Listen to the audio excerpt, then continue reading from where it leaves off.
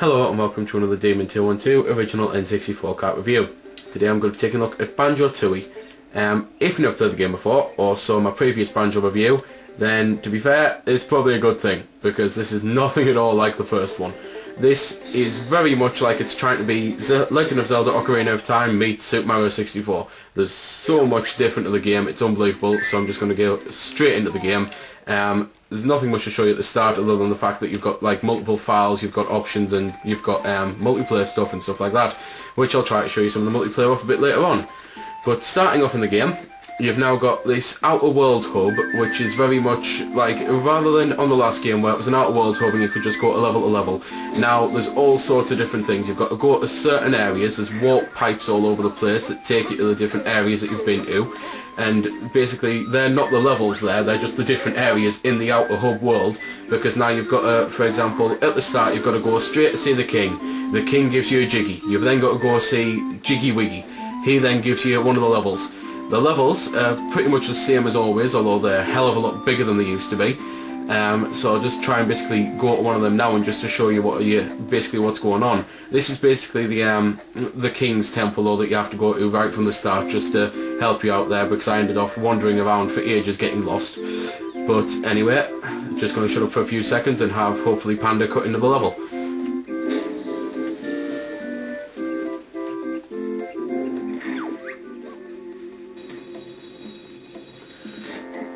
So there we go then, this is the first level of the game, Maya Temple.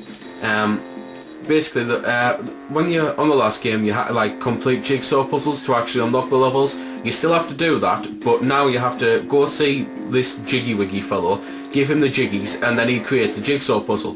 He messes it up and you have to actually complete it, so you have to use the analog to control Banjo's hand, and you have to pick up the pieces and slot them back into the place. That seems simple enough, except not only do you have a time limit, but the picture is constantly moving, so you can't just look at a piece and think, oh well that goes there because that's part of the sky and there's some sky there, because the picture's constantly moving, so what could be sky on one of the pieces could then turn to ground within 2 seconds time. So that's one of the things that I really actually like about it, because it means that at the start obviously you're going to be able to beat them, but by the end of the game they do start to get a little more challenging, and it's the type of thing that you can just get stuck into trying to do them against the clock, and it's quite fun.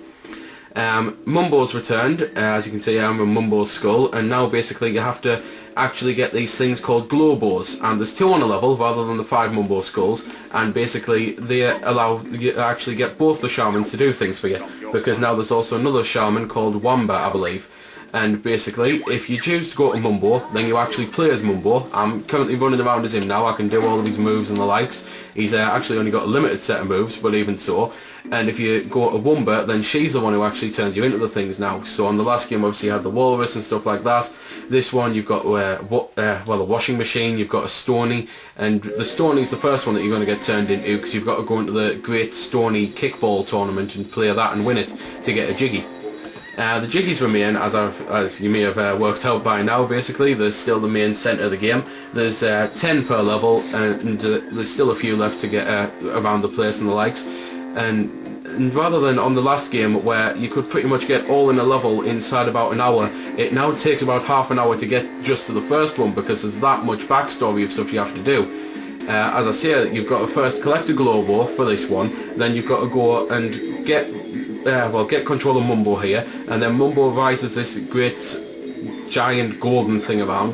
Then you have to control the great giant golden thing to smash things like rocks and stuff like that, which I've already done, so I'm just going to return to the pedestal here.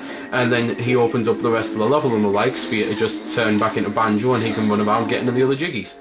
There's absolutely tons of powers on the game. All the powers from the last game return, well pretty much all of them, and you get them right from the start, so that's really interesting. It's one of the things that makes it like quite good about the game. But now, instead of having to look for bottles for new powers, you have to go to these, which I've already done this one, which is why it's green, and Bottles' brother comes out and he basically charges you notes for the powers.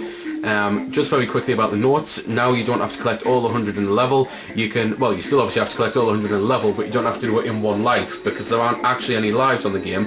When you die, you just go back to the entrance of the level, so nothing gets reset or anything like that. And you can go and maybe collect 50, leave the level, go into a different one, come back and get another 50, because it doesn't matter, they've changed it that way, and it's one of the things that I think better about the game. But onto the powers, there's basically things like you can now fire eggs in first person. I'll just very quickly try and show you this. I've now got a first person aimer here, which thankfully is inverted, but if you hate inverted aim, then I'm just letting you know now. And basically you can fire the eggs out and the likes. You can get ones where you can actually turn it to almost like your Lara Croft, like there, what I've just been doing. You can hang on to edges now, and you can shimmy around them, and you can also attack when you're on them and the likes, because sometimes enemies come after you. So that's there's loads of new powers to play on. There's absolutely tons of stuff. So it's one of those games where if you thought you knew everything about the first Banjo game, this is going to completely turn your world right upside down. There's all sorts of different enemies and the likes as well. It's pretty much not the same enemies from the last game. There's all sorts of different ones. There's now also boss battles as well, and the likes of boss battles on the game. Basically, the first one that you get, you have to just basically roll into the enemy 3 times.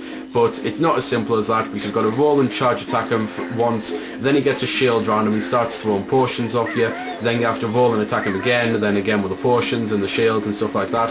So the boss battles are a nice change of pace. It adds something really interesting to the game. It's something that the first one lacked a little bit of. Back on the powers and the likes, there's all sorts of new eggs for you to get and new other stuff. For example, there's now fire eggs, ice eggs, grenade eggs, all sorts of stuff like that. So there's loads of new things that you want to be looking for. There's still the hollows there, as you can see. This is the first hollow piece here, and basically you need to collect them in order to actually expand your life bar and stuff like that. There's all sorts of other stuff like that. There's new honeycomb pieces actually, where you can collect them, and if they've got an exclamation mark on them and the likes, then it basically means it's a skill stopper one, and rather than giving you energy, they can actually take energy away from you. Because if you've got, say, 3 pieces out of 5, and you hit the button when it's on 1, then you only get 1 piece of energy. That's it. You don't get 1 added to you. You just get 1 total, and you have to then collect more. So there's loads of really new, interesting items in the game, which really does add more to it. But at the same time, there can be so much going on in the game. It can kind of lessen the experience, because you just want to get back to be playing a platformer, and you just can't do that and the likes. So gonna shut up for a few seconds though and listen to some music.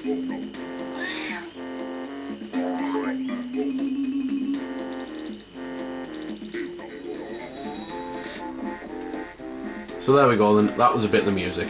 I know I've mentioned about the boss battles, but I haven't mentioned that there's a boss on every level, so again that's just something that I'd break up the gameplay, and it's pretty cool about the game. There's also these warp pads hidden everywhere that basically, the level is that big that you have to use these warp pads to go from section to section, because otherwise you could spend an hour walking from one area to another.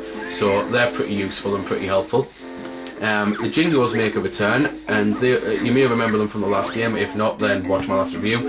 And basically, instead of having to get 5 per level for a Jiggy, you just have to find them all over the place. There's loads per level and in the outer world and stuff like that, and they've all run away because of the events of what happened in the last game, and you just have to basically find them to repopulate the Jingo village. There's also a replay mode, which basically, every time you do a mini game in the game, or a boss or anything like that, that goes into the replay mode after you unlock it, and you can just go and obviously replay them. You can fight a boss again if you want to, or play the mini game again if you want to. So that's about that then. Don't really know what else there is to say about the game. There's absolutely tons to say, and unfortunately there's not enough in the time limit. I'm going to have to try and add the multiplayer as a separate review, just basically as a reply to this, because there's not enough time unfortunately. So there we go then, that's been the review. I hope you've enjoyed it, or at least found it helpful. You might have noticed I didn't score the game. Well, that's because it's a matter of personal opinion, and yours may very well differ from my own. I'm just here to show you a bit about the game. If you like it or not, well, that's up to you. If you don't like it, or you do like it, feel free to comment. Also, if I haven't answered any of your questions that you may have had, I might have forgot something, or it might just be something obscure. Again, feel free to comment, ask, always willing to help out. Otherwise, if you don't like commenting on YouTube, head over to www.vc-forums.com, where you can chat with me and a bunch of other lads who love the VC, the WiiWare, and hell, even a lot of other systems. We cater to pretty much everything. You can just go there, have a chat about a game, ask about some games, etc. So until next time, this has been Demon212, signing off.